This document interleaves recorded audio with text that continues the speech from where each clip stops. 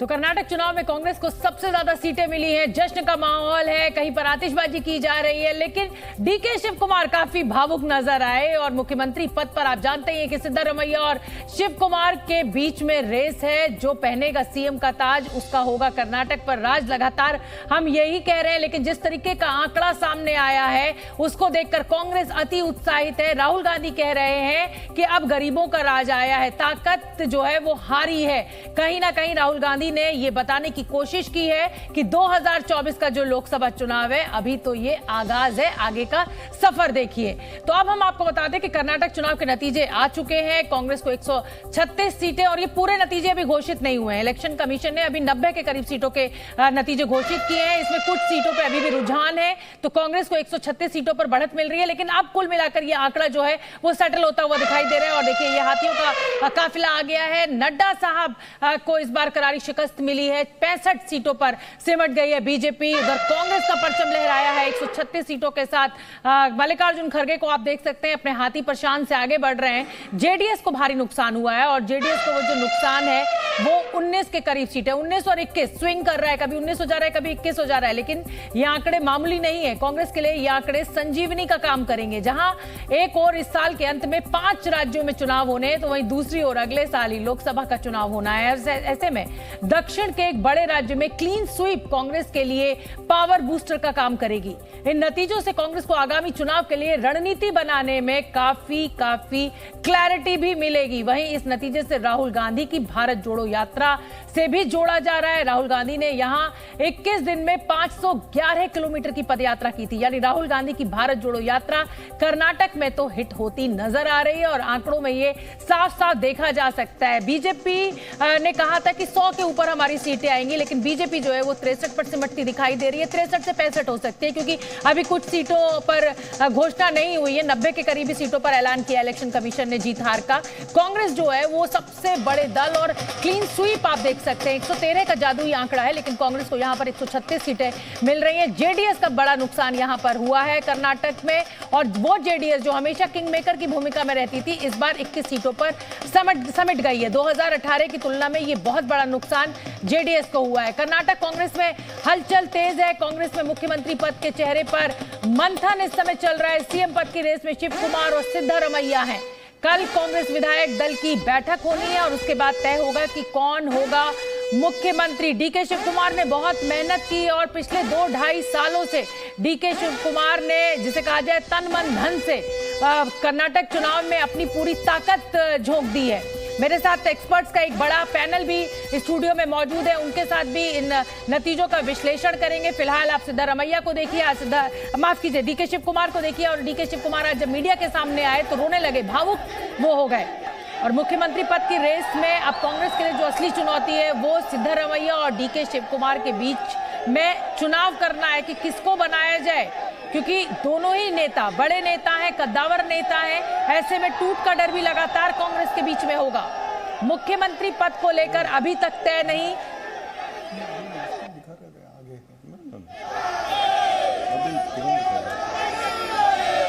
और हमारे साथ हमारे रिपोर्टर्स जुड़ रहे हैं। शिवांगी ठाकुर मेरे साथ जुड़ रही हैं, रवि त्रिपाठी जुड़ रहे हैं और रविंदर भी हमारे साथ हैं। और ये तीनों ही रिपोर्टर्स जो हैं वो लगातार नजर बनाए हुए थे इस चुनाव के ऊपर। लेकिन मैं सबसे पहले आज शिवांगी का रुख करना चाहूंगी, क्योंकि डीके शिव कुमार जो है वो आज बड़े भावुक नजर आए। शिवांगी, क्या तस्वीरें डीके शिव कुमार के घर पर आप देख रही हैं? वो घर में भीतर मौजूद है या वो निकल चुके हैं? किस तरीके का सेलिब्रेशन वहां पे चल रहा है? देखिए शोभना, आपको बता दें कि आज का दिन बेहद भावुक था डीके शिव कुमार के लिए, क्योंकि जिस तरह से लगातार वो ईडी के चक्कर लगा रहे थे, तिहाड़ जेल भी वो गए, सोनिया गांधी ने जो उनसे मुलाकात की वो सारे पल आज उन्हें याद आए। और उन्होंने ये भी कहा कि मैंने सोनिया गांधी से उस वक्त वादा किया था, आज उस वादे को मैंने पूरा किया हूँ। मीडिया से रूबरू होते हुए वो भावुक हो गए, उनके आंसू छलक पड़े। हम लोग वहीं खड़े थे, लगातार उनसे सवाल भी पूछते रहे कि चलिए जो हो गया वो ठीक है, लेकिन आगे का क्या अपने आप को बतौर मुख्यमंत्री आप देखते हैं।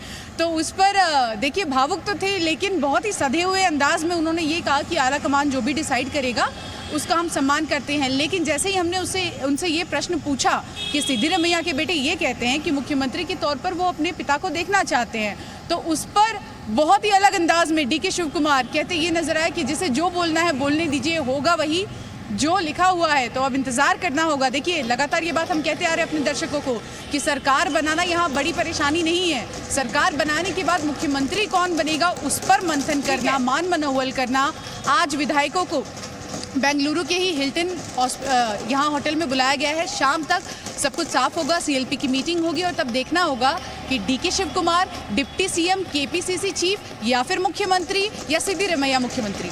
बिल्कुल, और ये भी हो सकता है कि वो सिर्फ उप मुख्यमंत्री उनको बना दिया जाए या 2.5 साल का कोई फॉर्मूला तय हो। हमारे साथ 3 पॉलिटिकल गेस्ट भी जुड़ रहे हैं। हमारे साथ नीरज मिश्रा जुड़ रहे हैं, कांग्रेस के नेता हैं। राजीव जेटली जी बीजेपी के प्रवक्ता हैं और गुरुराज हुल्लर जी जेडीएस के प्रवक्ता हैं। मैं राजीव जेटली आपका रुख करना चाहूंगी और समझना चाहूंगी कि कहां फेल हो गई बीजेपी। प्रधानमंत्री नरेंद्र मोदी जैसा ब्रांड आपके पास है, पूरा हाई पिच कैंपेन आपने चलाया और बैठे बिठाए कांग्रेस ने आपको कई मुद्दे दे दिए, मोदी को साफ तक कह दिया।